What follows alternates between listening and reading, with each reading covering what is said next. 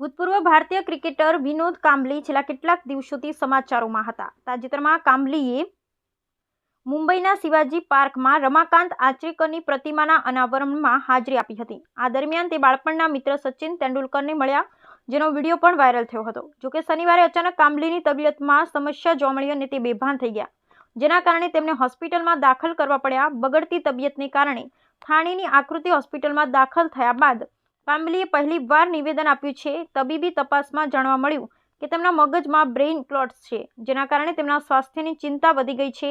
અહેવાલો અનુસાર 52 વર્ષીય કાંબલીની સ્થિતિ નાજુક પણ હાલમાં સ્થિર છે. તેમણે હોસ્પિટલમાંથી પોતાનું પહેલું નિવેદન જારી કર્યું અને સતત સમર્થન માટે ડોક્ટરોનો આભાર માન્યો. ખાસ વાત એ છે કે હોસ્પિટલના ઇન્ચાર્જ કાંબલીને જીવનભર મફત સારવારની ખાતરી આપી છે. હિન્દુસ્તાન ટાઈમ્સ સાથે વાત કરતા કાંબલીએ કહ્યું કે હું અહીંના ડોક્ટરોને કારણે જીવિત છું. હું એટલું જ કહેવા માંગુ છું કે સર મને જે કહેશે તે હું કરીશ. લોકો જોશે કે હું તેમને કેવી રીતે પ્રેરિત કરીશ. ડોક્ટર વિવેકે જણાવ્યું કે જ્યારે કાંબલીને હોસ્પિટલમાં દાખલ કરવામાં આવ્યા ત્યારે તેમની હાલત બહુ સારી નહોતી. ક્રિકેટર, ડોક્ટર્સ, હોસ્પિટલના સ્ટાફ અને પ્રશંસકોને મળી રહ્યા હતા, જેના પરથી અનુમાન લગાવી શકાય છે કે તેમની હાલત પહેલા કરતાં સારી છે.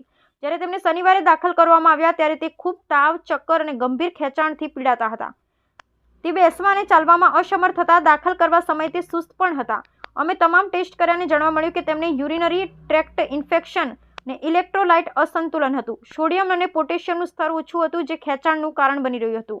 તેમનું બીપી પણ ઓછું હતું. અમે તેમને એન્ટીબાયોટિક્સ આપવાનું શરૂ કર્યું. બ્યુરો રિપોર્ટ, હસમુખ ધારમાણી, દિશા.